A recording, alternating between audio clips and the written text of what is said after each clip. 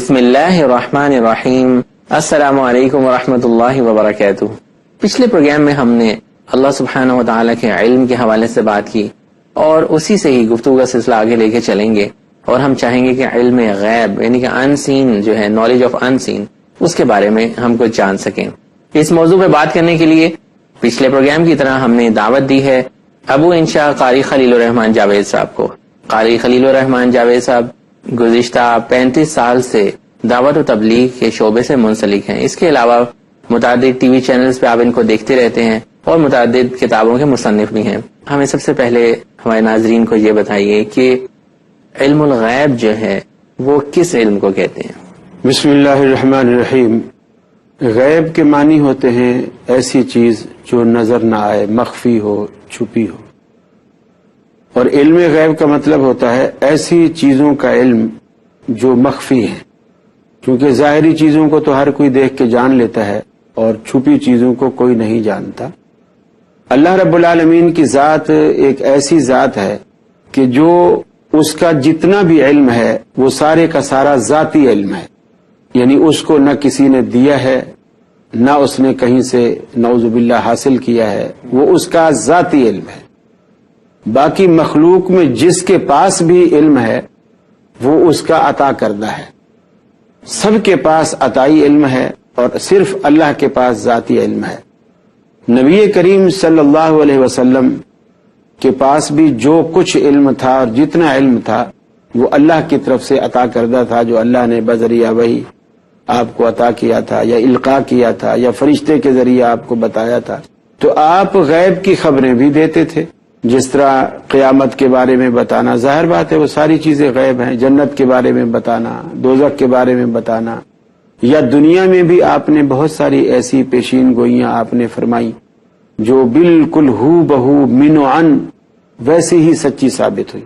جیسے رفیع اکرم صلی اللہ علیہ وسلم مدینے میں تشریف فرما تھے اور صحابہ بھی تشریف فرما تھے، تو آپ کو جبریل امین نے آ کر کے بتلایا کہ اللہ کے رسول ایک خاتون ہے اور اس کے پاس ایک خط ہے، اور وہ آپ کے صحابہ میں سے ایک شخص نے اسے لکھا ہے اور وہ ابو سفیان کے نام جا رہا ہے۔ اس خط میں رسول اکرم صلی اللہ علیہ وسلم کے ایک راز کو فاش کیا گیا تھا۔ وہ راز یہ تھا کہ آپ ایک مخفی طریقے سے مکے پر حملے کی تیاری کر رہے تھے، اور اس نے پیشگی اطلاع کر دی ابو سفیان کو کہ رسول اللہ صلی اللہ علیہ وسلم یہ تیاری کر رہے ہیں، اور وہ خط ایک عورت کو دیا اور عورت لے کر جا رہی ہے۔ اب اللہ کے رسول مدینے میں بیٹھے ہیں، عورت کہاں سے چلی ہے، کہاں جا رہی ہے؟ تو جس مقام پر عورت کو ملنے کے لیے رسول اللہ صلی اللہ علیہ وسلم نے حضرت علی اور ایک انصاری صحابی تھے، ان دونوں کا انتخاب کیا اور اس کو کہا کہ وہ روضہ خاک کے مقام پر عورت ملے گی، اونٹنی پر سوار ملے گی، اور اس کے پاس ایک خط ہے، وہ خط لے کر آؤ۔ اب یہ لوگ جب پہنچے، اب وہ 3 میل کے فاصلے پر تھا وہ خاک کا مقام، جب حضرت علی اور انصاری صحابی خاک کے مقام پر پہنچے تو وہ عورت بھی اسی وقت وہاں پہنچی اور اسی طرح اونٹنی پر سوار تھی۔ سبحان اللہ۔ تو حضرت علی نے کہا خط ہے تیرے پاس، وہ ہمارے حوالے کر۔ اس نے کہا میرے پاس کوئی خط نہیں ہے، گویا انکاری ہوئی۔ تو اس کو بہت تلاشی کر لی، اونٹ بٹھا کے ادھر ادھر سارا اونٹ چیک کر لیا، اونٹ کی پلان چیک کر لی، کہیں سے وہ نہیں ملا۔ اب وہ جو انصاری صحابی تھا وہ کہنے لگا حضرت علی سے کہ یار ہو سکتا ہے اس بیچاری کے پاس نہ ہو، بیچاری سچ کہہ رہی ہو، نہ ہو اس کے پاس۔ حضرت علی نے کہا عجیب تیرا ایمان ہے، رسول اللہ صلی اللہ علیہ وسلم کہیں کہ اس کے پاس خط ہے اور تو کہے اس کے پاس خط نہیں ہے۔ جب اللہ کے رسول مدینے میں بیٹھے ہوئے انہوں نے بتایا کہ تم جب خاک کے مقام پر پہنچو گے وہ عورت اسی وقت وہاں پہنچے گی، تو یہ اسی وقت وہاں پہنچی۔ آپ نے مدینے سے بتایا کہ یہ عورت اونٹنی پر سوار ہوگی، ہم جب یہاں آئے تو یہ اونٹنی پر سوار ہے، تو وہ تیسری بات کیسے غلط ہے جس کے لیے اصل ہم آئے ہیں؟ حضرت علی نے کہا کہ شرافت سے خط نکال۔ اچھا، تو وہ عرب لوگ مینڈیاں گوندا کرتے تھے، یہ جو بالوں کی بہت باریک باریک باریک، اور کئی ہفتے لگ جاتے تھے ان کو بنانے میں، بڑی محنت سے بنتے تھے۔ تو اس نے تعویذ بنا کے ان باریک باریک مینڈیوں کے اندر اس خط کو چھپایا ہوا تھا۔ اس نے وہ کہیں جس حصے پر رکھا تھا اس کو پتا تھا، وہاں سے کھول کے اس نے وہ نکال کے دیا، وہ لوگ لے کر کے آئے۔ اسی طرح غزوہ بدر میں نبی کریم صلی اللہ علیہ وسلم نے، حضرت عمر کہتے ہیں کہ اللہ کے رسول صلی اللہ علیہ وسلم نے بتایا کہ فلاں کافر یہاں گرے گا، فلاں کافر یہاں گرے گا، فلاں کی میت یہاں گرے گی. تو فرماتے ہیں کہ میں نے اپنے ذہن میں بھی اور ویسے نشانیاں لگا لی رسول اکرم صلی اللہ علیہ وسلم کی پیشین گوئیوں کو دیکھنے کے لیے. فرماتے ہیں کہ جب غزوہ بدر ختم ہوئی اور ہم کفار کی لاشوں کو دیکھنے لگے تو جو جو جگہ اللہ کے نبی نے بتلائی تھی اس سے میں نے 1 انچ کا فرق بھی نہیں پایا. جہاں جہاں آپ نے بتایا تھا اس کافر کی لاش وہیں سبحان گری. اللہ. اب یہ چیز جو ہے یہ پہلے سے بتا دینا یہ علم غیب ہے جزاک اللہ خیر. کہ سامنے نہیں ہے ایک چیز، آنے والی ہے وہ بھی غیب ہے، گزر چکی ہے اور مجھ سے بہت پرانی گزر چکی ہے، میں نے اس جگہ کا زمانہ نہیں پایا، کتابوں میں نہیں پڑھا، میرے لیے وہ بھی غیب ہے. اب اللہ کے نبی نے کیسے بتلایا؟ تو اللہ کے نبی کو اللہ کی طرف سے علم عطا ہوا بذریعہ وحی. اللہ کا نبی اللہ کی وحی سے ما ینطق عن الہوا ان ہوا الا وحی یوحی، نبی کریم صلی اللہ علیہ وسلم اللہ کی وحی سے ہمیں اطلاع کرتے ہیں، بتاتے ہیں، تو وہ بات ہم تک پہنچتی ہے اللہ رب العالمین کی وحی سے. تو وہ غیب جب اللہ کے نبی نے اللہ کی وحی سے بتلایا تو وہ گویا غیب دان ہوا، وہ غیب کا جاننے والا بھی ہوا، غیب کا عالم بھی ہوا. لیکن جس کو بتلایا گیا وہ غیب کا عالم نہ ہوا. یعنی عالم الغیب وہ نہیں جس کو بتلایا گیا، عالم الغیب وہ ٹھہرا جس نے بتایا. اور دوسری بات یہ کہ جب علم سامنے آ گیا پھر وہ غیب نہیں رہا. اور اگر اسی طرح اللہ کے بتانے سے نبی عالم الغیب ہو گیا تو پھر نبی کریم صلی اللہ علیہ وسلم نے وہ بات صحابہ کرام کو بتلائی، وہ بھی سارے عالم الغیب ہو گئے. پھر انہوں نے وہ بات تابعین کو بتلائی، وہ بھی سارے عالم الغیب ہو گئے. اور وہ تابعین تبع تابعین سے بات چلتی چلتی آج ہم تک پہنچ گئی. پھر تو ہم سارے ہی عالم الغیب ہیں، قصہ ہی ختم ہے. اچھا شیخ صاحب، میں چاہوں گا ادھر آپ وضاحت کریں، کیونکہ پچھلے پروگرام میں نے کہا تھا کہ ہم رہیں گے متصل قرآن کے ساتھ، حدیث کے ساتھ.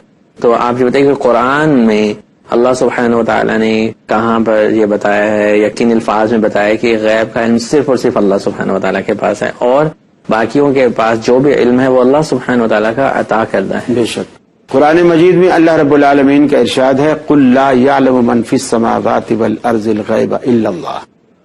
یہ اتنا حسر ہے کہ اللہ رب العالمین نے فرمایا اے حبیب آپ اعلان کر دیجئے، آپ بتا دیجئے، لوگوں کو کہہ دیجئے لا يعلم من فی السماوات والارض الغیب، کہ کوئی نہیں جانتا غیب کو، چاہے وہ جو کچھ آسمانوں میں ہے یا زمین میں ہے، غیب کو کوئی نہیں جانتا الا اللہ، سوائے اللہ کے. اور یہ اتنی واضح بات ہے کہ اللہ رب العالمین کے سوا غیب کو کوئی نہیں جانتا، یعنی اللہ کی ذات کو چھوڑ کر سب کی نفی کر دی کہ کوئی بھی نہیں جانتا. اس میں فرشتے بھی آ جاتے ہیں، جنات بھی آ جاتے ہیں، انبیاء بھی آ جاتے ہیں اور دیگر صحابہ کرام، اولیاء اللہ سبھی اس کے اندر آ جاتے ہیں کہ لا یعلم من فی السماوات والارض الغیب الا اللہ. دوسری بات قرآن مجید میں اللہ رب العالمین ارشاد فرماتے ہیں کہ وعنده مفاتح الغیب لا یعلمها الا هو، کہ غیب کو تو اللہ نے گویا تالا لگا کے اس کی چابیاں ہی اپنے پاس رکھ لی ہیں. اور مفتاح بھی نہیں کہا، مفاتیح کہا، جو مفتاح کی جمع ہے، یعنی ساری چابیاں. اگر ہو سکتا ہے اللہ رب العالمین مفتاح کہتا تو آج لوگ کہتے میاں ٹھیک ہے ہم بھی مانتے ہیں بڑی چابی اس کے پاس ہے، باقی چھوٹی چابیاں تو اس نے اپنے بندوں میں تقسیم کر رکھی ہیں. لیکن اللہ رب العالمین نے کہا مفاتیح الغیب، کہ وعنده مفاتیح الغیب، کہ غیب کی چابیاں ہی اس کے پاس ہیں. یعنی جتنی بھی غیب کے خزانے ہیں سب کو رب العالمین نے لاک کر کے چابیاں اپنے پاس رکھ رکھی ہیں. گویا اب نہ وہ تالا اللہ کے بغیر کوئی کھول سکتا ہے اور نہ اللہ کے بغیر کوئی جان سکتا ہے. ایگزیکٹلی. اور اللہ سبحانہ وتعالی جس کو چاہتے ہیں جتنا علم جو ہے وہ عطا کر دیتے ہیں. اور پھر خود رسول اکرم نے بھی فرمایا، صحابہ کرام سے کہا، آپ نے فرمایا کہ اللہ رب العالمین کا جو علم ہے وہ میرے علم کے مقابلے میں سمندر ہے، اور میرا علم اللہ کے مقابلے میں ایسے ہے جیسے قطرہ چڑیا پانی کا اس میں سے لے لیتی ہے. پھر آپ نے صحابہ کو کہا کہ وہ جو میرا قطرہ ہے تمہارے علم کے مقابلے میں پھر وہ سمندر ہے. سبحان اللہ. اور پھر تمہارا علم جو ہے میرے علم کے مقابلے میں ایسے ہے جیسے چڑیا سمندر میں سے قطرہ پانی کا لے لیتی ہے. تو اللہ رب العالمین نے عطا کیا، اس میں کوئی شک نہیں، بہت زیادہ عطا کیا. لیکن غیب کا علم اللہ رب العالمین نے اپنے سوا کسی کو بھی نہیں دیا. اور اگر آپ موقع دیں تو اس طرح کی بہت ساری احادیث بھی ہیں جو اس بات پر دلالت کرتی ہیں. میں انشاءاللہ آپ کی اس بات کو کنٹینیو رکھنا چاہوں گا. مختصراً ناظرین کے سامنے ایک پوائنٹ آف ویو جو ہے وہ واضح کر دوں کہ اس پروگرام کا مقصد یہ نہیں ہے کہ کسی کی دل آزاری کی جائے یا کسی کے عقائد کو ٹھیس پہنچائی جائے، بلکہ جو صحیح اسلامی عقیدہ ہے وہ ہم اس پروگرام میں سیکھ رہے ہیں. اور عقیدہ جیسے شیخ صاحب واضح کر سکتے ہیں کہ اسی چیز کا نام ہے کہ جس چیز کا جو مرتبہ بنتا ہے اس مرتبے پہ اس کو رکھا جائے، نہ کہ اس مرتبے سے گرایا جائے اور نہ ہی بہت بلند. جی ہاں، یعنی عقیدہ جو ہے وہ ایسا نظریہ ہے اور آدمی کے دل میں ایک ایسا یقین ہے کہ جس کی جو حیثیت ہے منوعاً آپ جب اس کو وہی حیثیت دیتے ہیں اور اس بات پر یقین کر لیتے ہیں کہ اس کی واقعی یہی حیثیت ہے، یہی ایمان ہے اور یہی پھر آپ کا وہ عقیدہ ہے. اب آپ کوئی واقعہ ہمارے ناظرین کے لیے مزید بتا رہے ہیں. جزاکم اللہ. اس طرح بہت ساری باتیں ہیں. جیسے رسول اکرم صلی اللہ علیہ وسلم سفر میں جا رہے تھے، راستے میں ایک کھجور گری ہوئی ملی. آپ نے اس کھجور کو فرمایا دیکھ کے کہ اگر مجھے یہ پتا ہوتا کہ یہ گری ہوئی کھجور صدقے کی نہیں ہے، کیونکہ اللہ کے رسول صدقہ نہیں کھاتے تھے اور نہ خود کھاتے تھے اور نہ اپنی آل کو کھانے کی اجازت دیتے تھے. آپ کی اولاد کے لیے بھی آپ نے فرمایا ہم صدقہ نہیں کھاتے، یہ لوگوں کا میل کچیل ہے، یہ آپ کی چھایا نشان نہیں. سبحان اللہ. تو اللہ رب العالمین کے پیغمبر نے فرمایا کہ اگر مجھے معلوم ہوتا کہ یہ کھجور جو گری ہوئی ہے یہ صدقے کی نہیں ہے تو میں اسے اٹھاتا اور بسم اللہ پڑھ کے کھا لیتا. اور اگر سے بات وہی کرتا ہے جس کو پتا نہیں ہوتا، تو بھی وہ کہتا ہے کہ اگر مجھے یہ علم ہوتا کہ یہ صدقے کی نہیں ہوگی میں اس کو اٹھاتا اور کھا لیتا. نبی کریم صلی اللہ علیہ وسلم گھر میں تشریف فرما تھے. آپ کے دروازے پر ایک خاتون آ کے بیٹھ گئی اور خاتون نے دروازے پہ دستک نہیں دی، اس ادب اور احترام سے کہ شاید آپ آرام فرما رہے ہوں اور میری دستک سے آپ کے آرام میں کوئی خلل آئے. وہ خاموشی سے آ کے دروازے پہ انتظار کرنے کے لیے بیٹھ گئی کہ اللہ کے رسول جب بھی اپنی کسی ضرورت کے لیے گھر سے باہر آئیں گے وہ مجھے دیکھیں گے تو مجھ سے پوچھیں گے کہ بھی آپ کیوں بیٹھی ہو، تو میں اپنا مسئلہ پیش کروں گی. تھوڑی دیر میں حضرت بلال رضی اللہ تعالی عنہ جو رسول اللہ صلی اللہ علیہ وسلم کے خادم بھی تھے اور مسجد نبوی کے مؤذن بھی تھے، وہ باہر تشریف لائے. باہر آئے، دیکھا تو دروازے پر ایک خاتون بیٹھی. وہ پہچان گئے کہ یہ کون سی خاتون ہے.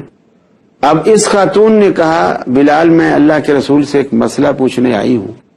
مسئلہ کچھ ایسا ہے کہ میرے میاں یہاں آتے ہوئے شرما رہے تھے، چونکہ انہی سے متعلق مجھے مسئلہ پوچھنا ہے تو اس نے مجھے بھیجا ہے کہ تم پوچھ کے آؤ. لیکن میں بھی ان کے شرم و حیا کی لاج رکھتے ہوئے میں بھی چاہتی ہوں کہ رسول اللہ صلی اللہ علیہ وسلم کو یہ نہ بتایا جائے کہ یہ مسئلہ کس نے پوچھا ہے، بس مسئلہ پوچھ لیا جائے. صحیح. بلال رضی اللہ تعالیٰ عنہ جا کر کے کہتے ہیں اللہ کے رسول باہر ایک خاتون بیٹھی ہیں اور وہ زکوٰۃ کا مسئلہ پوچھ رہی ہیں کہ بیوی اگر مالدار ہو اور خامند غریب ہو تو کیا بیوی خامند کو زکوٰۃ دے سکتی ہے. رسول اللہ صلی اللہ علیہ وسلم نے جواب دینے سے پہلے سوال کیا بلال سے کہ یہ مسئلہ کس نے پوچھا ہے. اچھا. اب جب رسول اللہ صلی اللہ علیہ وسلم نے پوچھا کہ کس نے پوچھا ہے تو اب بلال یہ نہیں کہہ سکتے کہ میں نہیں بتاتا ہوں. حضرت بلال نے کہا یا رسول اللہ صلی اللہ علیہ وسلم دروازے پر باہر زینب آئی ہیں، باہر زینب آئی ہیں اور وہ مسئلہ پوچھ رہی ہیں. نبی کریم صلی اللہ علیہ وسلم نے دوسرا سوال کیا ایو الزجانب، کون سی زینب؟ مدینے میں کوئی ایک زینب تھوڑی ہے، تو بہت ساری زینب رہتی ہیں، تو کون سی زینب کی بات کرتا ہے؟ سبحان اللہ. تو حضرت بلال رضی اللہ تعالیٰ عنہ نے کہا وہ زینب جو عبداللہ بن مسعود کی بیوی ہے، زوجۃ ابن مسعود، جو عبداللہ بن مسعود کی بیوی ہیں، وہ یہ مسئلہ پوچھ رہی ہیں. اب رسول اللہ صلی اللہ علیہ وسلم نے بتلایا کہ انہیں جا کر کے بتلاؤ کہ تمہیں دوہرا اجر اللہ رب العالمین دے گا، قرابت داری کا خیال رکھنے کا بھی اور زکوٰۃ کی ادائیگی کا بھی، دونوں اجر اللہ دے گا. لیکن میں اس سے جو بات اخذ کرنا چاہتا ہوں وہ یہ کہ جب بلال نے بتا دیا کہ باہر ایک خاتون بیٹھی ہے تو اللہ کے نبی صلی اللہ علیہ وسلم کے علم میں آ جانا چاہیے تھا کہ باہر کون بیٹھی ہے. فاصلہ تو زیادہ نہیں تھا. پھر جب یہ بھی بتا دیا گیا کہ یہ زینب ہیں تو پھر بھی اشکال نہیں آنا چاہیے تھا. آپ کو پھر اشکال رہا کہ کون سی زینب ہیں، مدینے میں کوئی ایک زینب تو نہیں ہے، بہت ساری زینب ہیں. بلکہ جو لوگ یہ عقیدہ اور نظریہ رکھتے ہیں، ایک تو یہ کہ قرآن و سنت کے بھی منافی ہے، اور دوسری بات یہ کہ خود جو اس نظریے کے حاملین ہیں ان کے ایک بہت بڑے عالم نے اپنی ایک کتاب میں لکھا، ملفوظات اس کتاب کا نام ہے، اس کے اندر اس نے وضاحت کے ساتھ لکھا، اور ہم اس واقعے سے بھی اچھی طرح اس بات کو، ہم اس مسئلے کو سمجھ سکتے ہیں کہ چلو اگر کسی کی سمجھ میں قرآن بھی نہیں آ رہا، حدیث بھی نہیں آ رہی، تو کم از کم اپنے علماء کی بات جو ہے وہ ان کی سمجھ میں آ جانی چاہیے۔ وہ فرماتے ہیں کہ ان سے پوچھا گیا کہ حضرت کتا پالنا کیسا ہے؟ وہ فرماتے ہیں کتا پالنا حرام ہے، کتا پالنا حرام ہے، ارشاد فرمایا کتا پالنا حرام ہے۔ پھر اس کی دلیل دیتے ہیں، دلیل یہ دیتے ہیں کہ نبی کریم صلی اللہ علیہ وسلم مدینے میں اپنے حجرہ انور میں تشریف فرما تھے، اور جبریل نے وعدہ کیا تھا کہ کل میں اس ٹائم پر آپ کے پاس آؤں گا، اور نبی کریم صلی اللہ علیہ وسلم اسی کی انتظار میں تھے۔ صحیح۔ تو کافی دیر گزر گئی، جو وقت جبریل نے دیا تھا اس وقت پر جبریل اندر نہیں آئے۔ رسول اللہ صلی اللہ علیہ وسلم بڑے پریشان ہوئے، کبھی کمرے میں ٹائل لگائیں، کبھی چارپائی پہ اٹھیں، کبھی بیٹھیں۔ پھر لکھتے ہیں کہ نبی کریم صلی اللہ علیہ وسلم تھوڑی دیر بعد اسی پریشانی میں حجرے سے باہر نکلے، دیکھا تو جبریل دیوار کے باہر کھڑے ہوئے، اور پوچھا کہ جبریل کیا بات ہے، آپ اندر کیوں نہیں تشریف لائے؟ کہا کہ یا رسول اللہ، جس گھر میں کتا یا تصویر ہو ہم اس گھر میں داخل نہیں ہوتے، ہم اس گھر میں داخل نہیں ہوتے۔ اور ملفوظات میں یہ الفاظ موجود ہیں کہ ہم اس گھر میں داخل نہیں ہوتے جس گھر میں کتا یا تصویر ہو۔ نبی کریم صلی اللہ علیہ وسلم کو یہ بات بڑی عجیب لگی، اس لیے کہ آپ کے گھر میں تصویر بھی نہیں رکھتے تھے آپ، اور آپ کتے بھی نہیں پالتے تھے۔ تو آپ فرماتے ہیں میرے گھر میں تو دونوں چیزیں نہیں ہیں۔ حضرت جبریل نے عرض کی یا رسول اللہ، نہیں، آپ کے گھر میں کتا ہے، آپ کے گھر میں کتا ہے۔ رسول اللہ صلی اللہ علیہ وسلم اندر تشریف لائے، اعلی حضرت کے الفاظ ہیں کہ آپ نے چاروں طرف دیکھا، کمرے میں چاروں طرف دیکھا، کہیں کچھ نہ ملا۔ اپنے پلنگ کے نیچے نظر پڑی تو کتے کا پلا پڑا پایا، پلا کہتے ہیں اس کے چھوٹے بچے کو۔ وہ بچہ نیچے یعنی گلی سے جیسے آیا، خاموشی سے اس نے آواز نہیں نکالی اور خاموشی سے بیٹھ گیا۔ اب چار پائی کے اوپر اللہ کے رسول صلی اللہ علیہ وسلم تشریف فرما ہے، وہ خاموشی سے آ کر کے نیچے بیٹھ گیا ہے، اور آپ کے علم میں یہ بات نہیں آئی ہے۔ جبریل دیوار کے باہر کافی دیر سے آیا کھڑا ہے، آپ اندر انتظار کر رہے ہیں، اور آپ کے علم میں یہ بات نہیں آئی ہے۔ جب جبریل نے بتا دیا کہ ہم اس گھر میں نہیں آتے جس گھر میں کتا یا تصویر ہو، آپ نے دونوں باتوں سے انکار کیا۔ آپ نے فرمایا میرے گھر میں نہ تو کتا ہے اور نہ ہی تصویر ہے، جبکہ ان دونوں میں سے ایک چیز آپ کے گھر میں تھی۔ اور یہ بات اعلی حضرت کی کتاب میں ملفوظات میں موجود ہے۔ حالانکہ اس نے بھی یہ بات حدیث کے واقعے سے، حدیث کے حوالے سے لکھی۔ جب انہوں نے یہ بات حدیث کے حوالے سے لکھی، اگرچہ وہاں بتانا یہ مقصود تھا پبلک کو کہ کتے پالنے جائز نہیں ہیں، گھروں میں کتے رکھنے جائز نہیں ہیں، یہ بتانا مقصود تھا، لیکن اس سے یہ بات تو اخذ ہو گئی نا کہ نبی کریم صلی اللہ علیہ وسلم کو اس بات کا علم نہیں ہوا۔ جب آپ کو بتایا گیا تو آپ کو علم ہوا، جب آپ نے تلاش کیا، توجہ آپ کی دلائی گئی اس طرف تو آپ کو وہ ملا، جب تک آپ کی توجہ اس طرف نہیں تھی تو آپ کو نہیں ملا۔ اللہ سبحانہ و تعالیٰ کو ایسے بتایا، اور نبی صلی اللہ علیہ وسلم کو جو وحی کی جاتی تھی، وحی کے ذریعے جو بتایا جاتا تھا، وہ اسی چیز کا انہوں نے قرآن میں قرار کیا، ان اتبع الا ما یوحى الی، میں تو اسی کی پیروی کرتا ہوں جو مجھ پر وحی کی جاتی ہے۔ ناظرین، قرآن باقی واضح آ جانے کے بعد اب اگر ہم اپنی سوچ کو متشابہات میں مبتلا کریں تو یہ بات درست نہیں لگتی، اور صحیح اسلامی عقیدہ یہی لگتا ہے کہ اللہ سبحانہ و تعالی عالم الغیب ہیں،